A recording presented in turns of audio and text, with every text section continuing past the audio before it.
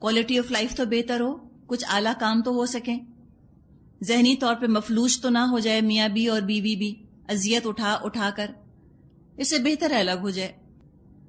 اور آگے اللہ کی شان بیان کر دی، اللہ کی ہدایات کی پیروی کرو گے اپنا بھلا کرو گے، اللہ کا کیا فائدہ، اللہ بے نیاز ہے۔ اگر اللہ کے احکامات کی اور اللہ کے مشوروں کی ناقدری کی، کفران نعمت کیا، تو پچھلی امتوں نے بھی نافرمانی کی اور ناشکری کی، انہوں نے اللہ کا کیا بگاڑ لیا؟ اپنا ہی نقصان کیا۔ تم کیا بگاڑو گے اللہ کا؟ وہ تو غنی ہے، حمید ہے۔ غنی سے مطلب بے نیاز، بے نیاز کا مطلب نعوذ باللہ بے حس نہیں ہوتا، انڈیپینڈنٹ کا مطلب انسینسٹیو نہیں ہوتا۔ اللہ سینسٹیو ہے، اللہ اس طرح سے بے حس نہیں ہے نعوذ باللہ۔ بے نیاز سے مراد انڈیپینڈنٹ، کہ اس کی شان پہ، اس کی ذات پہ کوئی فرق نہیں پڑتا انسانوں کی فرما برداری یا نافرمانی کا۔ مراد ہے کہ اللہ بے غرض ہے، تم کو بے لوث مشورہ دیتا ہے، اپنے پوائنٹ آف ویو سے کوئی سیلفش، کوئی ویسٹڈ انٹرسٹ نہیں ہے اللہ کا کہ تم سے بات اپنی منوانا چاہتا ہے، تمہارے فائدے کے لیے بتاتا ہے، مانو گے تو اپنا بھلا کرو گے۔ آگے فرمایا آیت نمبر 132 سے 134، وَلِلَّهِ مَا فِي السَّمَاوَاتِ وَمَا فِي الْأَرْضِ وَكَفَى بِاللَّهِ وَكِيلًا۔ ہاں، اللہ ہی مالک ہے ان سب چیزوں کا جو آسمانوں میں ہے اور جو زمین میں ہے، اور کارسازی کے لیے بس وہی کافی ہے۔ تو تمام فائدے اللہ کے پاس ہیں، امیدوں کا مرکز انسانوں کو نہیں، اللہ کو بناؤ، اللہ سے مانگو۔ ہو سکتا ہے ہمارے مانگنے میں کمی ہو، اللہ کے دینے میں کمی نہیں ہے۔ جو اللہ کو وکیل اور کارساز بنائے اس کے کام بگڑتے نہیں، بنتے ہی چلے جاتے ہیں۔ إِن يَشَأْ يُذْهِبْكُمْ أَيُّهَا النَّاسُ وَيَأْتِ بِآخَرِينَ وَكَانَ اللَّهُ عَلَى ذَلِكَ قَدِيرًا۔ اگر وہ چاہے تم لوگوں کو ہٹا کر تمہاری جگہ دوسروں کو لے آئے، اور وہ اس کی پوری قدرت رکھتا ہے۔ یعنی جو اللہ تمہاری خیر خواہی کر رہا ہے، اس لیے نہیں کر رہا کہ اس کو تمہاری ضرورت ہے، وہ تمہارا محتاج نہیں، وہ تو جب چاہے تم سب کو ریپلیس کر دے، دوسری قوم بسا دے۔ تو خود کو کوئی زیادہ اہمیت مت دینا، nobody is indispensable، کوئی ایسا نہیں جس کے بغیر اللہ کا گزارا نہ ہو سکے نعوذ باللہ۔ تو اللہ کو کوئی لالچ نہیں ہے کہ آج میں اس کا کام بناؤں گا تو یہ کل میرے کام آئے گا، جو کہ انسانوں کا معاملہ ہوتا ہے۔ ہم بعض دفعہ کسی کا خیال اس لیے کرتے ہیں کہ یہ کل میرے کام آئے گا، اللہ کو ایسا کوئی لالچ نہیں۔ تم سب کو لے جائے، دوسرے لوگوں کو لے آئے، کیا بڑی بات ہے اس کے لیے؟ اس کے لیے تو کیا ہے، بس کن فیکون، وہ تو کہتا ہے ہو جا اور ہو جاتا ہے۔ تو اپنے حقیر ذرے جیسی ذات پر زیادہ اترانا مت، زیادہ اپنے آپ کو اہمیت مت دینا، سیلف امپورٹنس مت دینا۔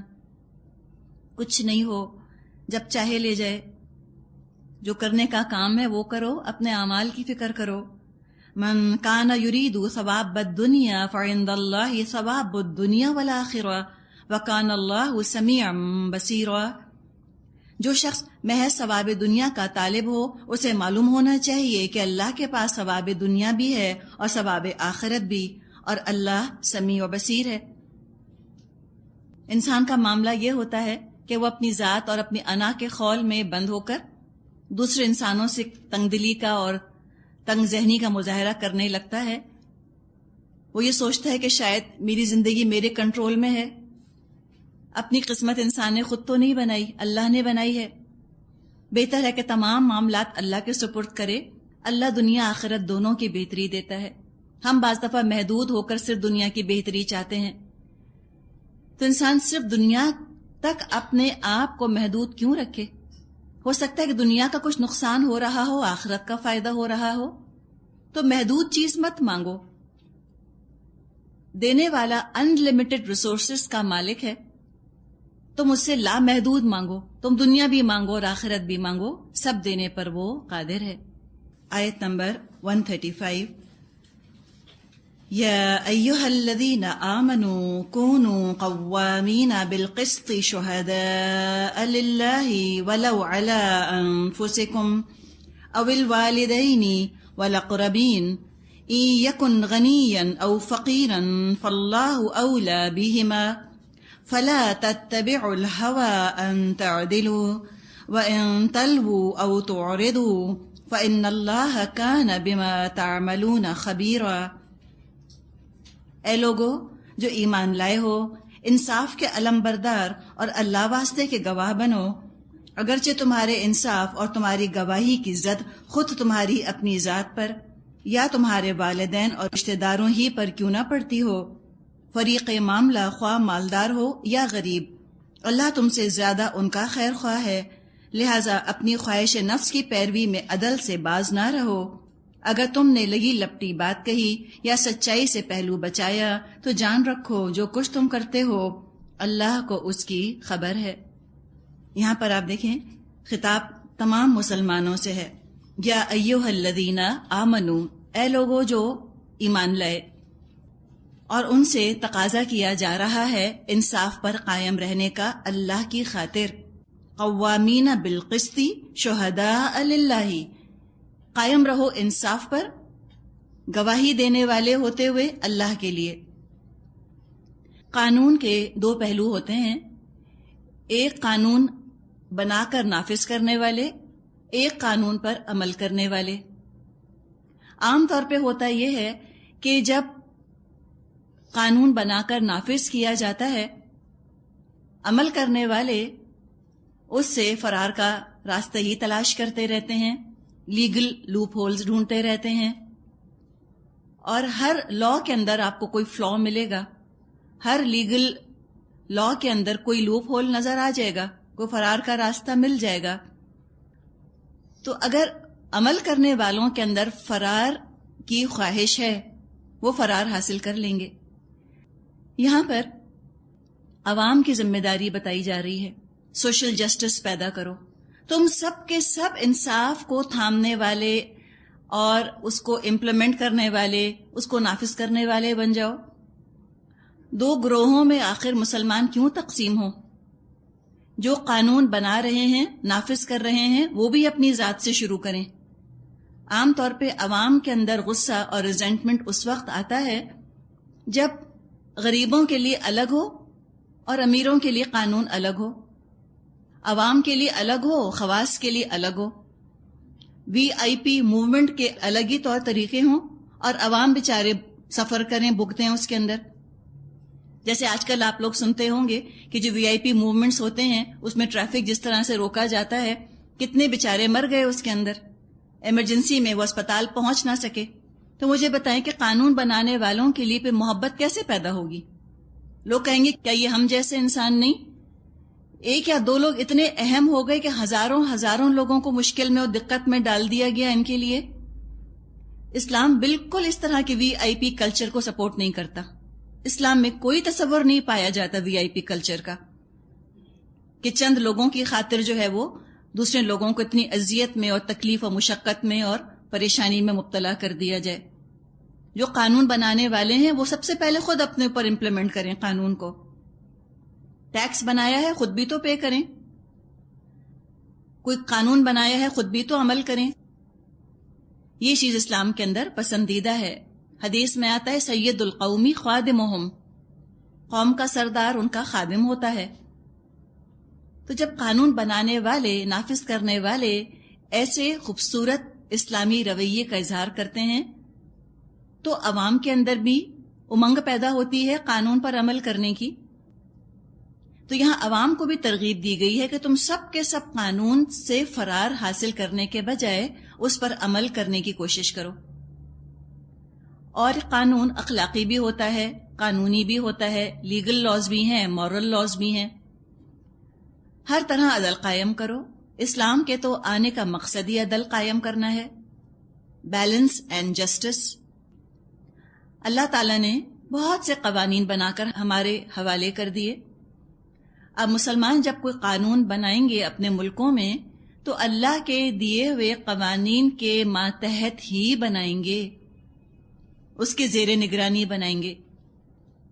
اگر ٹوٹل لیجسلیشن انسانوں کے حوالے کر دی جاتی تو یہ بیلنس عدل انسانوں کے بس کا کام نہ تھا۔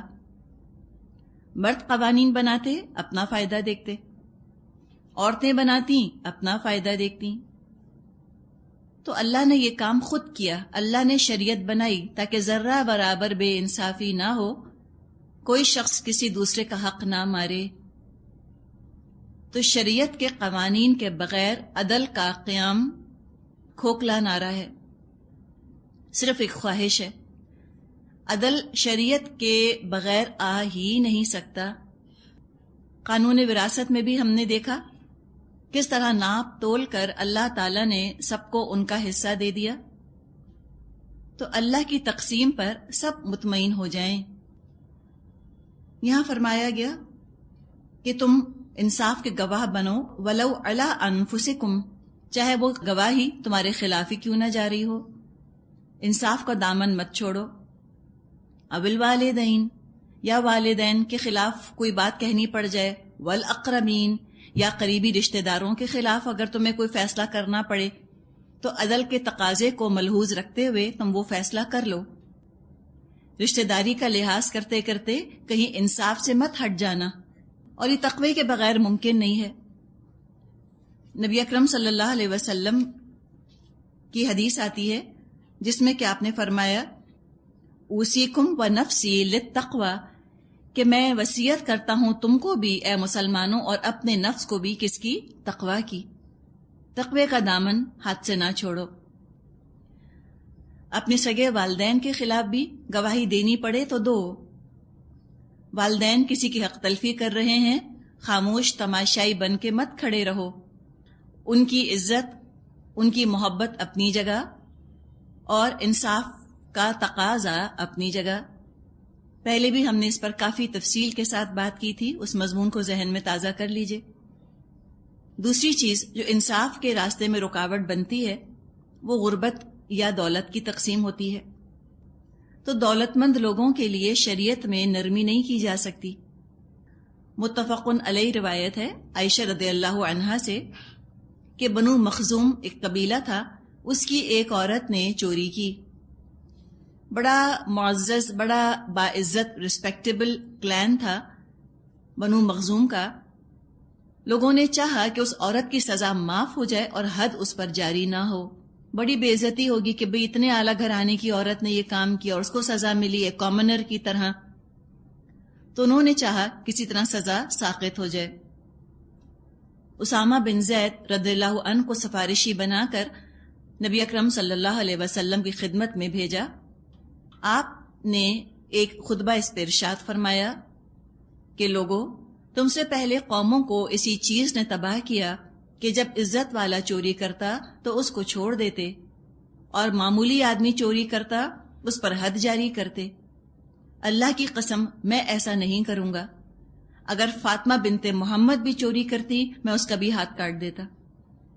یہ اسلام کا مزاج ہے۔ ہمیں تو خواب و خیال کی باتیں لگتی ہیں، ہم کہتے ہیں، سوچتے ہیں کہ ایسے کیسے ہو سکتا ہے، ہاؤ از اٹ پاسبل۔ تو اسلام کی تعلیمات یوٹوپیا تھوڑی ہیں، یہ تو عملی طور پہ وجود میں آئیں، اور ایسا ہی انصاف ہے جو کہ دیکھا گیا۔ تو امیروں کو لیوے نہیں دینا اس لیے کہ وہ امیر ہیں۔ اسی طرح بعض دفعہ کیا ہوتا ہے کہ غربت کی وجہ سے دل میں رحم کا جذبہ آ جاتا ہے۔ اگر غریب نے جرم کیا تو اس پر اتنا ترس کھائے کہ ہائے بیچارہ غریب ہے، چلو کوئی بات نہیں۔ یہ بھی نہیں ہونا چاہیے۔ یہاں بھی محتاط رہنا ہے کہ غریب کی حمایت کرتے کرتے انصاف کا دامن نہ چھوٹنے پائے۔ ہم قصے کہانیوں میں پڑھتے ہیں کہ بڑے رحم دل چور تھے، امیروں سے چرا کر غریبوں کو دیتے تھے۔ کوئی آ رہا ہے آپ کے دماغ میں؟ جی ہاں، رابن ہوڈ۔ اگر رابن ہوڈ ہوتا عمر رضی اللہ عنہ کے زمانے میں، اس کا ہاتھ کٹا ہوا ہوتا اور کہیں سے بھی وہ ہیرو شمار نہ کیا جاتا۔ یہ جرم ہے، نا انصافی ہے کہ امیروں سے پیسہ چرا کر اور غریبوں کو بانٹ دیا جائے۔ اور یہ بھی مزاج لوگوں میں پایا جاتا ہے۔ آج بھی آپ دیکھیں سڑک پر ایکسیڈنٹ ہوتا ہے ایک سائیکل والے کا اور ایک مرسیڈیز والے کا، لوگ مرسیڈیز والے کو مارنا شروع کر دیں گے، یہ دیکھے بغیر کہ بھی سائیکل والا بغیر لائٹوں کے سگنل توڑ کر غلط راستے سے، غلط رخ سے آ رہا تھا، قصور اس کا تھا، لیکن صرف یہ دیکھیں گے کہ وہ بیچارہ سائیکل والا یا وہ بیچارہ رکشہ والا، اور یہ تو صاحب گاڑی والے تھے، قصور انہی کا ہوگا۔ یا اگر بس کا اور رکشہ کا ایکسیڈنٹ ہو گیا، بس جلا دیں گے، یہ دیکھے بغیر کہ قصور کس کا تھا۔ احمقانہ قسم کی جذباتی حرکتیں یہ اسلام کو پسند نہیں ہیں۔ اسلام انصاف کے بارے میں بہت حساس ہے، بہت سینسٹیو ہے، اور غلط رحم کی، مسپلیسڈ سینسٹیوٹی کی اسلام میں گنجائش نہیں۔ فرمایا کہ اللہ زیادہ خیال رکھنے والا ہے امیروں اور غریبوں کا، تو کوئی انسان اللہ کے قوانین کو کھیل نہ بنائے، ان کے ساتھ ٹیمپر کرنے کی کوشش نہ کرے۔ تو دو چیزیں ان کا ذکر آ گیا جو کہ انسان کے لیے عدل میں رکاوٹ بنتی ہیں، امیر غریب کی تقسیم، ان یکن غنیا او فقیرا، اس کا ذکر آیا، والدین اقربین ان کا ذکر آیا۔ اچھا، اسی طرح جہاں ہم نے اتنی بات کی کہ اپنے رشتہ دار کا قصور ہو، بچے کا قصور ہو یا اپنے والدین کا قصور ہو تو انسان مانے، تو کہیں یہ ایکسٹریم نہ ہو جائے کہ چونکہ شکایت کی گئی ہے اب ہر حال میں اپنوں کو برا بھلا کہنا ہے، چاہے بچے کا قصور ہو چاہے نہ ہو، چاہے امی کا کوئی قصور نہ ہو، ساس بہو کے جھگڑے میں تو امی کو ہی ہم جا کر برا بھلا کہیں نعوذ باللہ، یا ان کو ہی ہم سمجھائیں بجھائیں، نہیں، انصاف کر کے دیکھیں، تحقیق کریں قصور ہے کس کا۔ اگر اپنوں کا قصور نہیں ہے تو صرف اس وجہ سے ان کے خلاف فیصلہ نہیں دینا کہ یہ اپنے ہیں۔ یہ بھی بعض دفعہ ناانصافی ہو جاتی ہے کہ چونکہ فلاں اپنا ہے لہٰذا اس کو فائدہ نہیں پہنچائیں گے، جو کہ سب کا حق تھا۔ نہیں، جو جس کا حق ہے اس کو اس کا حق دے دینا چاہیے۔ ایک اور چیز جو عدل اور انصاف کے راستے میں رکاوٹ بنتی ہے وہ ہے ہوا، خواہش۔ تو فرمایا فَلَا تَتَّبِعُوا الْهَوَىٰ أَن تَعْدِلُوا۔ خواہش نفسی کی وجہ سے یہودیوں نے شریعت میں تحریف کی، اس کو ڈسٹارٹ کیا، اپنی مرضی کے مطابق اس میں تبدیلیاں پیدا کر دیں، یا نصارہ نے جیسے کیا کہ شریعت کو بالکل ہی پس پشت ڈال دیا، اگنور کر دیا، ان کی عملی زندگیوں کا کتاب اور سنت سے کوئی تعلق ہی نہ رہا۔ یہ بھی نہ کرو۔ ان تمام کمزوریوں سے بچنے کی تلقین کی گئی ہے مسلمانوں کو، اور حقیقت ہے کہ دنیا میں کتنی ہم پولیس بنا دیں، عدالتیں بنا دیں، اگر انڈیویجولی، انفرادی طور پہ انصاف قائم کرنے کا جذبہ ہر انسان میں نہیں ہے، کبھی انصاف قائم نہیں ہوگا، کبھی پولیس فائدہ نہیں دے گی، جرائم بڑھتے ہی چلے جائیں گے، کرائم فری معاشرہ نہیں بن سکے گا جب تک کہ انفرادی طور پہ انسان خود انصاف پر قائم رہنے کا فیصلہ نہ کرے۔ اور یہ ہے اسلام کا کمال کہ اس نے مسلمانوں کی کس طرح سے اخلاقی تربیت کی، کیسے ان کو سوشلی رسپانسبل بنایا تھا، کیسے ان کے اندر عدل اور انصاف کا یہ تصور پیدا کیا تھا اللہ کے تقوی کے ذریعے سے، کہ ہو سکتا ہے تمہیں کوئی گولڈ میڈل نہ ملے، کوئی تمہاری تعریف نہ ہو، لیکن پھر بھی تم انصاف پر قائم رہو۔ اہل ایمان اپنی زندگیوں میں عدل قائم کریں، رشتوں میں عدل قائم کریں، گھروں کے اندر عدل ہو، انصاف کو حتی الامکان قائم کریں، اور پھر معاشرے میں انصاف ہو۔ نہ صرف خود انصاف قائم کرو، دوسروں کو بھی انصاف کی دعوت دو۔ اس عدل کی حیرت انگیز مثالیں خلفائے راشدین کے زمانے میں ہم کو ملتی ہیں۔ ایک دفعہ مال غنیمت میں کچھ کپڑا آیا اور مسلمانوں کے اندر وہ تقسیم کر دیا گیا۔ عمر رضی اللہ عنہ خلیفہ تھے، ان کو بھی کپڑا ملا، انہوں نے بھی کرتا بنایا۔ ایک دفعہ ایک شخص نے مجلس میں کھڑے ہو کر عمر رضی اللہ عنہ سے پوچھا کہ عمر، تم تو اتنے لمبے ہو، تمہارا کرتا اتنے ہی کپڑے میں کیسے بن گیا جتنے میں ہمارا بنا؟ تو اس پہ عمر رضی اللہ عنہ نے فرمایا کہ میرا بیٹا اس کا جواب دے گا، عبداللہ بن عمر۔ انہوں نے کہا کہ میں نے اپنے حصے کا کپڑا اپنے والد کو دے دیا تھا، اور دونوں کا ملا کر انہوں نے پھر اپنا کرتا بنایا ہے۔ آج کل ہم محاسبہ نہیں چیختے پھرتے اخباروں کے اندر، اکاؤنٹیبلٹی ہونی چاہیے، وہ فنڈز جو ہیں وہ غبن ہو رہے ہیں اور مس اپروپریشن آف فنڈز ہو رہا ہے اور کدھر پیسہ جا رہا ہے کچھ پتہ ہی نہیں، پھر کہتے ہیں اچھا چلو سب کی اکاؤنٹیبلٹی کرتے ہیں، فلاں گورنمنٹ کے آفیسر کی، اس کی زندگی بھر کرتے رہیں، ساری جگہ پوری دنیا میں کرتے رہیں، امریکہ سے لے کے پاکستان تک ہر جگہ ہم دیکھ رہے ہیں کہ فنڈز کے اندر خرد برد کی جا رہی ہے، اعلیٰ حکام کے اوپر الزام لگتا ہے بے ایمانی کا اور ناانصافی کا۔ یہ تو رہے گا جب تک کہ آخرت میں حساب دینے کا احساس نہ ہو، اور اس طرح کھلی اکاؤنٹیبلٹی جو ہے وہ مسلمانوں کے لیڈروں کی ہو جایا کرتی تھی۔ علی رضی اللہ عنہ کے دور خلافت میں وہ اپنے سرکاری کاغذات پر کچھ کام کر رہے تھے، اتنے میں ان کے بھائی ان سے ملنے آئے، کچھ ذاتی بات کرنا چاہ رہے تھے۔ جب ان کے بھائی ان سے بات کرنے آئے علی رضی اللہ عنہ سے، تو حضرت علی نے جو چراغ جل رہا تھا اس کو بند کر دیا، گل کر دیا، اور اپنے بھائی کو لے کے باہر آ گئے۔ ان کے بھائی نے کہا کہ بھئی یہ بات تو ہم وہاں کمرے میں بیٹھ کے بھی کر سکتے تھے، مجھے باہر لانے کی آپ کو کیا ضرورت تھی؟ تو اس پر حضرت علی نے جواب دیا کہ جو تیل جل رہا تھا اس چراغ میں وہ سرکاری تھا، اس لیے کہ میں سرکاری کام کر رہا تھا۔ تم مجھ سے ذاتی بات کرنا چاہتے ہو تو سرکاری تیل کی روشنی میں ذاتی بات نہیں کر سکتے، یہ عدل انصاف نہیں ہے۔ آپ سوچیں نا، یہ کیا معیار تھا جو مسلمانوں کا اس وقت تھا، اور کیا خوبصورت معیار آج ہمارے پاس موجود ہے۔ تو کیا وجہ ہے کہ ہم اپنی زندگی میں یہ انصاف قائم نہیں کر سکتے؟ کیوں آخر ہم میں اتنا زیادہ رجحان ہے چھوٹی چھوٹی چیزوں بے ایمانی کرنے کا، حقیر حقیر معمولی چیزوں میں خیانت کرنے کا؟ اس لیے کہ اوپر سے ایک خول، ایک لبادہ تو ہم نے اوڑھ لیا ہے مذہبیت کا، لیکن وہ دین نہیں ہے نا۔ آیت یاد ہے آپ کو، وَمَنْ أَحْسَنُ دِينًا، وہ چیز نہیں ہے نا، وہ ابھی جھکنے والی کیفیت نہیں ہے، ایمان اندر نہیں گیا۔ اس لیے ہمارے اندر وہ حس نہیں ہے، مورل بیلنس نہیں ہے ہمارے اندر کہ ہمیں کیسے خود بغیر کسی کے دیکھے کیسے اپنے آپ کو قابو میں رکھنا ہے۔ ہمیں خود میری ذاتی ذمہ داری میں ایمانداری کا ثبوت دوں، کوئی دیکھے نہ دیکھے۔ ہم اس وقت تک ایماندار رہتے ہیں جب تک میرا فائدہ ہے، اور جو ہی کچھ نقصان سامنے آنے لگتا ہے جھٹ ایمانداری کو چھوڑ دیتے ہیں، امانت کو چھوڑ دیتے ہیں، کہتے ہیں ذرا سی خیانت کر لو بعد میں معافی مانگ لیں گے۔ یہ طریقہ اللہ کو بالکل پسند نہیں۔ تو پرزور ترغیب ہے اگلی آیت میں ایمان لانے کی۔ فرمایا آیت 136، یا ایھا الذین آمنوا، اے لوگو جو ایمان لائے ہو، آمنوا باللہ ورسولہ والکتاب الذی نزل علی رسولہ والکتاب الذی انزل من قبل ومن یکفر باللہ وملائکتہ وکتبہ ورسلہ والیوم الآخر فقد ضل ضلالا بعیدا۔ اے لوگو جو ایمان لائے ہو، ایمان رکھو۔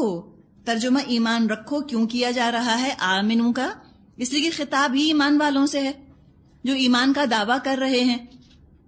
اب جب اس طرح سے خطاب کیا جاتا ہے یا ایھا الذین آمنو، اس سے مخلص مومن سے لے کر کمزور ایمان والے مسلمان سے لے کر اور منافقوں تک سب کو اس خطاب کے اندر کور کر لیا جاتا ہے، شامل کر لیا جاتا ہے۔ تو رخ دراصل ہے ہی یہاں پر منافقوں کی طرف اور کمزور ایمان والے مسلمانوں کی طرف۔ جو پختہ راسخ العقیدہ مسلمان تھے، مومن تھے، وہ تو یہ کام آلریڈی کر رہے تھے جس کا یہاں ذکر کیا گیا۔ تو فرمایا کہ ایمان رکھو اللہ پر اور اس کے رسول پر، اور اس کتاب پر جو اللہ نے اپنے رسول پر نازل کی ہے، اور اس کتاب پر جو اس سے پہلے وہ نازل کر چکا ہے، یعنی قرآن کا ذکر آیا جو کتاب نبی اکرم صلی اللہ علیہ وسلم پر نازل ہوئی۔ والکتاب الذی انزل من قبل سے مراد ہے تورات۔ بڑی شان کے ساتھ تورات کا یہاں ذکر کیا گیا ہے کہ اس کی تعلیمات پر بھی تم ایمان رکھو، اس لیے کہ قرآن نے جو تورات کے احکامات منسوخ نہیں کیے وہ آج بھی ہمارے لیے ایسے ہی واجب الاتباع ہیں جیسے کہ یہودیوں کے لیے۔ مثال کے طور پہ تورات میں مرتد کی سزا قتل آتی ہے، اور شادی شدہ زانی کی سزا رجم آتی ہے، سٹوننگ ٹو ڈیتھ۔ یہودی مانتے ہیں یہ سزا ہے۔ اسلام نے ان دونوں سزاؤں کو ایبروگیٹ نہیں کیا، منسوخ نہیں کیا۔ قرآن نے ان دو سزاؤں کا ذکر نہیں کیا، لیکن حدیث میں نبی اکرم صلی اللہ علیہ وسلم نے ان پر عمل کیا۔ رجم کی سزا آپ نے دی ہے اور مرتد کی سزا بھی آپ نے دی، لہٰذا یہ سزائیں نافذ العمل ہیں۔ قرآن میں نہیں ہیں تو کوئی یہ نہ کہے کہ قرآن میں نہیں ہے تو ہم کیوں مانیں۔ یہ آیت بڑی امپورٹنٹ ہے اس لحاظ سے کہ والکتاب الذی انزل من قبل، اس کتاب، اور کتاب سے پہ مراد ہوتا ہے شریعت، فرائض، احکامات، ان پر بھی تم عمل کرو، ایمان لاؤ جو اس سے پہلے یعنی قرآن سے پہلے نازل کیے گئے۔ تو یہاں پر اشارہ تورات کی طرف ہے۔ فرمائے وَمَن یکفر بِاللَّهِ وَمَلَائِکَتِهِ وَکُتُبِهِ، جس نے اللہ اور اس کے ملائکہ اور اس کی کتابوں اور اس کے رسولوں اور روز آخر سے کفر کیا، وہ گمراہی میں بھٹک کر بہت دور نکل گیا۔ تب یہاں پر ذکر کیا جا رہا ہے تمام مسلمانوں کا، سب سے خطاب کیا گیا، اور ایمان بھی ایک جیسا نہیں ہوتا۔ ایمان بھی دو طرح کے ہوتے ہیں، ایک ظاہری زبانی قانونی لیگل آئیڈینٹی کہ دنیا میں جب سینسس ہوگا، مردم شماری ہوگی، اس میں نام مسلمانوں کے کھاتے میں لکھا جائے گا، ریلیجن کے خانے میں اسلام لکھا جائے گا، لیکن اندر ایمان نہیں ہے۔ ایسے لوگوں کی مثال جو منافق ہوتے ہیں، ان کی مثال یوں ہے کہ کوئی گھر ہے، اس کو دیکھا انہوں نے، ہے بڑا خوبصورت، ہے بڑا مضبوط، اس میں داخل تو ہو گئے لیکن آگے نہیں بڑھنا چاہتے، اس گھر کے جو لاز ہیں ان پر عمل نہیں کرنا چاہتے۔ تو منافق بھی کلمہ پڑھ کے دارالاسلام میں، ہاؤس آف اسلام میں داخل تو ہو جاتا ہے، لیکن اس کی سوچ مسلمان نہیں ہوتی، وہ اجنبیت محسوس کرتا ہے اسلام کے ساتھ، اس کے جذبات احساسات ہم آہنگ نہیں ہوتے اسلام کے ساتھ، ایسی اپنائیت اس کو اسلام سے نہیں ہوتی کہ اسلام کی کامیابی اس کو اپنی ذاتی کامیابی لگے اور اسلام کی ناکامی اس کو ذاتی ناکامی لگے۔ تو جو ایسے لوگ ہوتے ہیں، ان کا دنیا کی حد تک تو اسلام کا دعویٰ معتبر، اوتھینٹک مانا جائے گا، لیکن آخرت میں نہیں۔ لیکن جب یہ ایمان دل کے اندر جا کر بس جائے، لیونگ برننگ فیتھ کی شکل اختیار کر لے، اب یہ آخرت میں بھی معتبر مانا جائے گا۔ یہ ہے باطنی قلبی حقیقی ایمان، یہ ہیں جو کہ اللہ کے ہاں بھی مومن قرار پاتے ہیں۔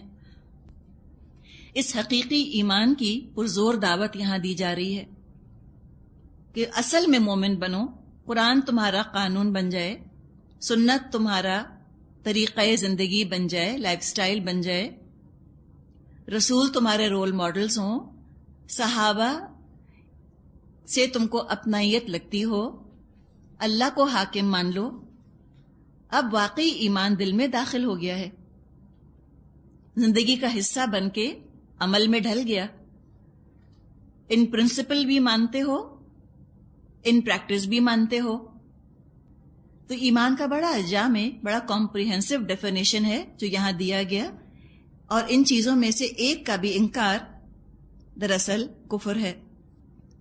اب آگے نفاق کا پروسیس ہے جو بیان کیا جا رہا ہے آیت 137 میں۔ نفاق کیسے پیدا ہوتا ہے؟ ایک دم سے نہیں ہو جاتا، اوور نائٹ نہیں ہوتا، اس کا ایک پورا پروسیس ہے۔ فرمایا آیت 137، ان الذین آمنوا ثم کفروا ثم آمنوا ثم کفروا ثم ازدادوا کفرا لم یکن اللہ لیغفر لهم ولا لیہدیہم سبیلا۔ رہے وہ لوگ جو ایمان لائے پھر کفر کیا، پھر ایمان لائے پھر کفر کیا، پھر اپنے کفر میں بڑھتے چلے گئے، تو اللہ ہرگز ان کو معاف نہ کرے گا، نہ کبھی ان کو راہ راست دکھائے گا۔ ایک باطنی کیفیت ہے یہ جو ہے نا، آمنو ثم کفرو، یہ نہیں کہ انہوں نے ایک دفعہ کلمہ پڑھ لیا پھر کہا کہ اچھا آج ہم کرسچن ہو رہے ہیں، پھر کچھ دن کرسچن رہے پھر کہا کہ نہیں اب ہم کلمہ پڑھ کے مسلمان ہو جاتے ہیں، پھر کچھ دن مسلمان رہے پھر کہا کہ اچھا اب ہم ہندو ہو رہے ہیں۔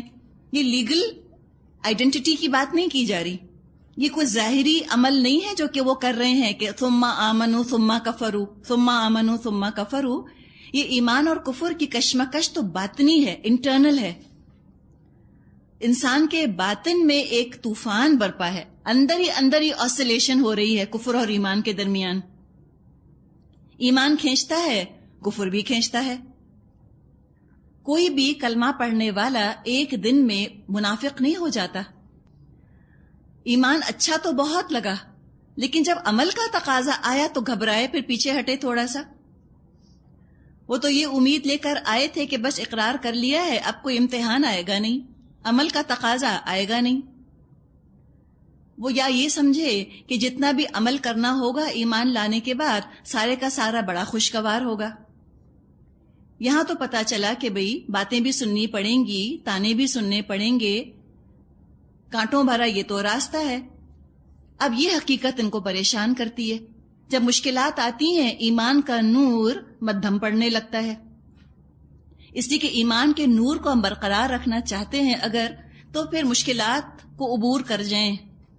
جب مشکلات ہنڈرنس بن کر کھڑی ہو جاتی ہیں ایمان کے راستے میں، تو ایمان کا نور مدھم پڑنے لگتا ہے۔ مشکلات برج بنے، بیریئر نہ بنے انسان اور ایمان کے درمیان۔ جہاں کلیش ہوا، جہاں آزمائش ہوئی، وہاں ہی کفر کی طرف لوٹ جانا چاہتے ہیں، تو نفاق کی طرف چل پڑے۔ اب جب کفر کے اندھیروں میں لوٹتے ہیں واپس، وہاں بھی چین نہیں آتا، اس لیے کہ ایمان کا مزہ چکھ تو لیا نا، اب ضمیر چپتا تو ہے، ضمیر ملامت تو کرتا ہے،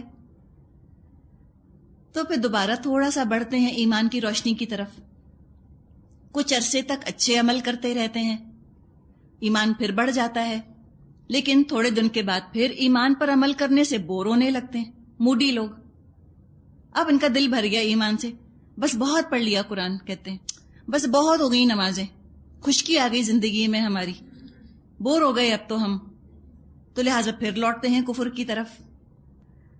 اب جب یہ اس طرح ڈگمگاتے اور ڈولتے رہتے ہیں، یہ عمل جاری رہتا ہے، ایک وقت یہ آتا ہے کہ ان کی ہمت بالکل جواب دے جاتی، اب یہ جب کفر کی طرف لوٹتے ہیں پھر دوبارہ یہ ایمان کی طرف بڑھ نہیں پاتے، بلکہ یہ کفر کے اندھیروں میں ڈوبتے ہی چلے جاتے ہیں۔ جیسے آپ دیکھیں ڈوبنے والا ایک دم نہیں ڈوب جاتا، غوطہ کھاتا ہے پھر اوپر آتا ہے، پھر ڈبکی کھاتا ہے پھر اوپر آتا ہے، اور آخر میں ڈوبتا ہی چلا جاتا ہے۔ تو یہاں پہ ایک پورا پروسیس بیان کیا گیا کہ ایک مسلم منافق میں کیسے کنورٹ ہوتا ہے۔ آپ دیکھیں جیسے بلبز ہوتے ہیں نا ہمارے گھروں میں، اگر تو وولٹیج کبھی بہت تیز ہو، پھر کبھی بہت کم ہو جائے، پھر بہت تیز ہو، پھر بہت کم ہو، تو کیا ہوتا ہے بلبز کے ساتھ؟ فیوز ہو جاتے ہیں نا۔ اسی طرح ایمان کا سرج آیا، پھر ایمان بالکل کم، پھر ایک سرج ایمان کا آیا، پھر ایمان بالکل کم، اس طرح ایمان جو ہے وہ اندر سے فیوز ہو جاتا ہے، وہ برداشت نہیں کر سکتا اس آسیلیشن کو۔ ایک لیول کے اوپر انسان کو کنسسٹنٹلی ایمان پر عمل کرنے والا ہونا چاہیے، اور جو اس طرح ایمان کا مذاق کرتے ہیں، کبھی آئے کبھی نہیں، موڈ ہوا تو کر لیا، موڈ ہوا تو نہیں، کبھی ایمان اتنا اونچا ہو گیا شب قدروں میں کہ ساری شب قدریں جاگ لیں، اس کے بعد رمضان گزرا تو وہ ایمان سے بیزار ہوئے کہ فرائض بھی چھوڑ دیے، کھلم کھلا گناہ اور معصیت پر آمادہ ہو گئے۔ اللہ کو یہ طریقے نہیں پسند۔ ایسے لوگوں کے بارے میں تو اللہ کا فیصلہ ہے کہ اللہ نہ ان کو بخشے گا نہ ہدایت دے گا، اس لیے کہ انہوں نے ایمان کا تو کھیل تماشا بنا لیا۔ لوگ ان کو دیکھ کر پزل اور کنفیوز ہوتے ہیں کہ کل تک تو اتنی لپٹی ہوئی تھی، آج کیا ہو گیا؟ فلاں جگہ دیکھا تھا تو اس حلیے میں تھی، آج ہم دیکھ رہے ہیں تو اللہ جانے کس حلیے میں ہیں۔ تو اللہ کو یہ طریقے نہیں پسند۔ عین ممکن ہے کہ ایمان کی توفیق ہی چھن جائے، جو تھوڑے بہت کبھی کبھار سپوریڈک نیک عمل کر لیتے ہیں موڈ میں آ کر، وہ توفیق بھی نہ رہے اور بالکل ہی گمراہیوں کا شکار ہو جائیں۔ آگے فرمایا آیت 138 139، بشر المنافقین بان لهم عذابا علیما، اے نبی صلی اللہ علیہ وسلم ان منافقین کو خوشخبری دے دیجئے کہ ان کے لیے دردناک عذاب ہے۔ ایک بڑا طنزیہ انداز ہے کہ یہ اپنی جانیں بچا کر عافیت کی زندگی پسند کر کے، اسلام کو اوائڈ کر کے خود کو عقل مند سمجھتے ہیں، اپنی پیٹھ ٹھونکتے ہیں کہ ہم نے کتنا اچھا دین اور دنیا کو بیلنس کیا ہوا ہے۔ یہ جس کو کامیابی سمجھ رہے ہیں، اے نبی صلی اللہ علیہ وسلم آپ تو ان کو دردناک عذاب کی خوشخبری سنا دیجئے۔ اب نفاق کے سورس کا ذکر ہے، نفاق آتا کہاں سے ہے؟ الذین یتخذون الکافرین اولیاء من دون المؤمنین، وہ لوگ جنہوں نے کہ کافروں کو دوست بنایا مومنوں کو چھوڑ کر۔ اور کیوں بنایا؟ مومن صحت مند ایمان والا اس کو چھوڑ کر کفر کے مرض مبتلا لوگوں کے ساتھ اٹھتے بیٹھتے رہے، دلی لگاؤ مورل الائنس ان کا کافروں کے ساتھ تھا، انہی کا طور طریقہ اختیار کر لیا، یہ چیز ان کے ایمان کو کھا گئی، ایروٹ کر گئی۔ جب مومنوں سے دور ہوئے رفتہ رفتہ ایمان ختم ہوتا چلا گیا، اس لیے کہ دو متضاد فورسز ہیں نا، دو اپوزٹ فورسز ہیں ایمان اور کفر۔ جب ان دو اپوزٹ فورسز کا ٹکراؤ ہوگا، ایک ہی فیصلہ کن ہوگا، ایک ہی جو ہے وہ حاوی ہوگا، اور وہ فورس حاوی ہوگا جس کے ساتھ انسان کا دلی تعلق ہے، دلی وفاداری ہے، وہی قوت کامیاب ہوگی۔ ڈیسائیڈنگ فیکٹر یہ ہے کہ تمہارا دل کس سے ملتا ہے۔ اگر دل کافروں سے ملتا ہے، وہ زیادہ اپنے لگتے ہیں، زیادہ اچھے لگتے ہیں، وہی رول ماڈلز ہیں، تو کفر جیت گیا، ایمان ہار گیا۔ اور کیوں بنایا کافروں کو دوست؟ پوچھا ایبتغون عندہم العزہ، کیا یہ ان کے پاس عزت چاہتے ہیں؟